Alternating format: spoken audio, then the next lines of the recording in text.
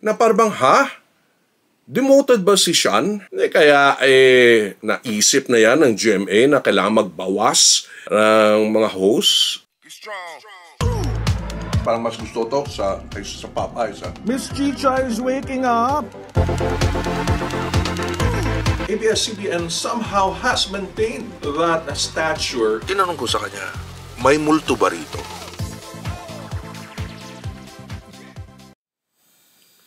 Oy mga Kuyakoy, this is Kuya Mike, ang Kuya sa Amerika, and this is for the Kuyakoy list. Alright, so i-adjust natin ng konti. Ayan. Alright. Okay, so may sakit pa rin tayo, no? Heavy pa rin yung ating sinuses, yung ating ulo, and may ubo pa rin tayo. So it's been 2 weeks now so far, or at least nagsimula na ang second week ko sa ganitong sakit, no? Bronchitis.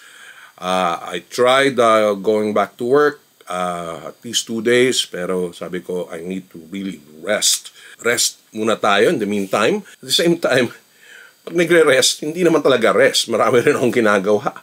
So, and including, of course, itong mga vlogs natin. No? So, itutuloy lang natin itong mga vlogs natin. Alright, so, by the way, I have my shirt here. I really love this print. Come Back to Roots is from my Roots collection. Not Roots collection, Tattoo collection pala. The Tattoo collection. So, ayan. Kita niyo yan? So, love the shirt.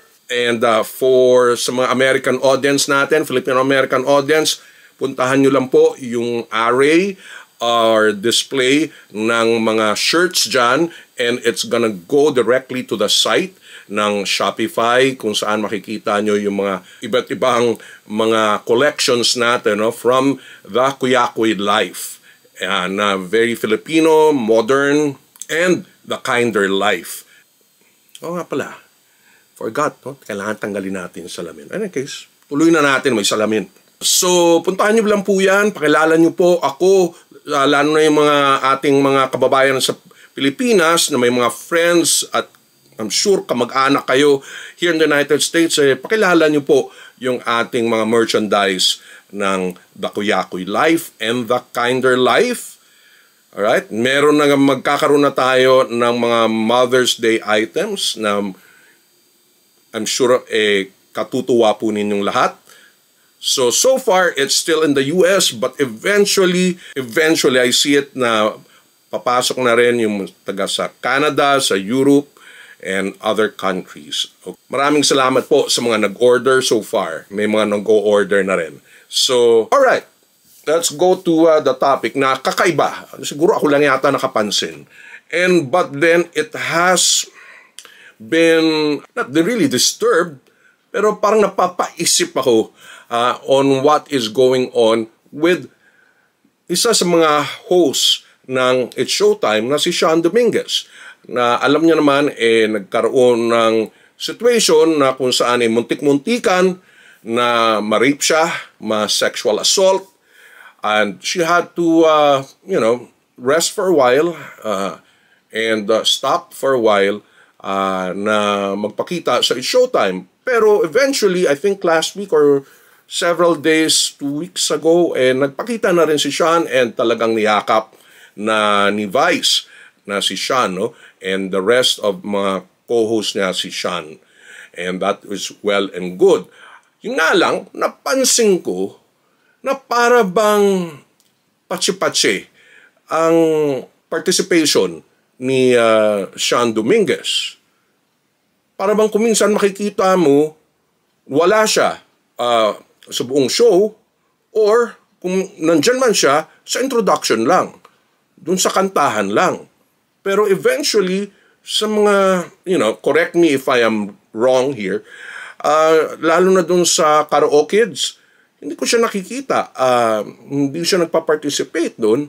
And then, kahapon or kagabi, first time na magkaroon ng bagong segment na yung parang mga acting-actingan na mga quotable quotes sa mga pelikula, whether Filipino films or English speaking films, na ina-act out na nila Kulot, nila Jace, nila Argus. Again, wala siya. Although nakita ko siya doon sa intro na kumakanta, no? Yung malaking bow tie rito sa harapan niya.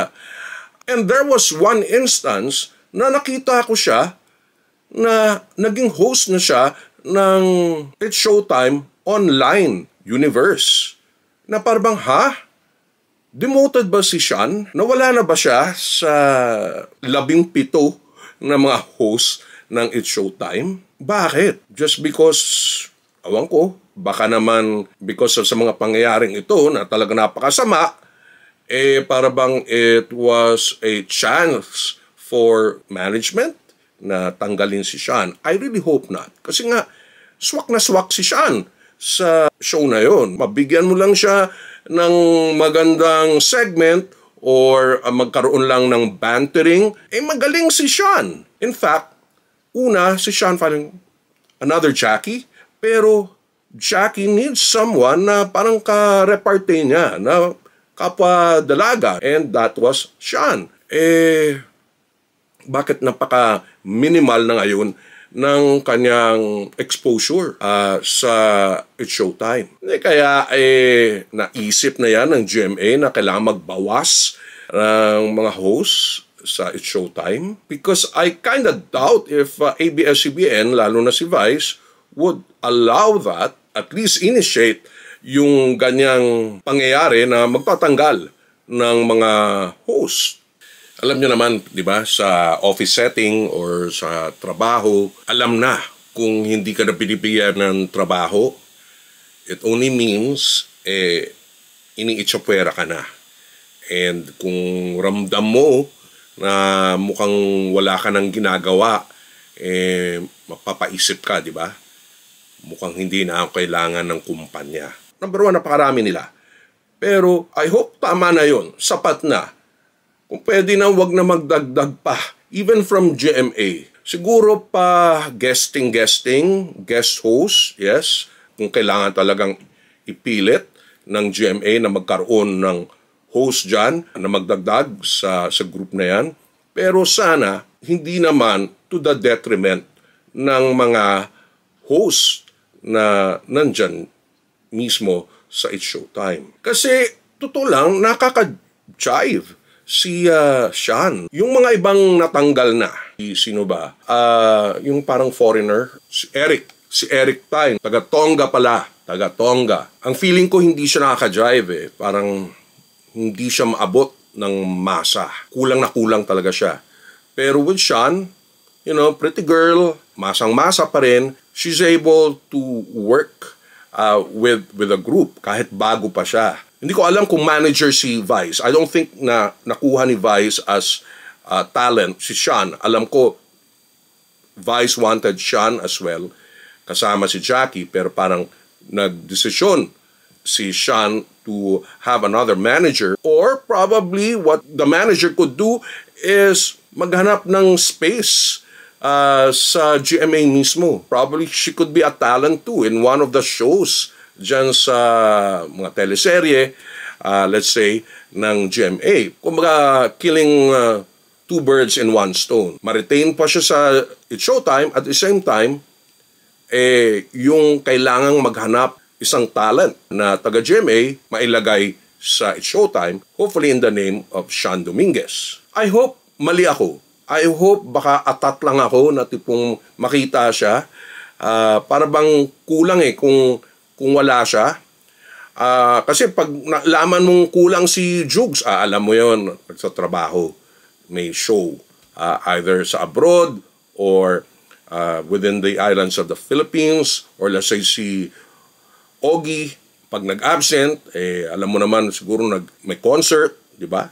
Or si Meme. O lalo na si Ann. Alam mo na parang nag-endorse siya somewhere ng mga exclusive brands. But with Sean Dominguez, unless she has other work and other projects, kaya pag nawawala siya, para bang, at lalo na kung tuloy-tuloy, parang bakit?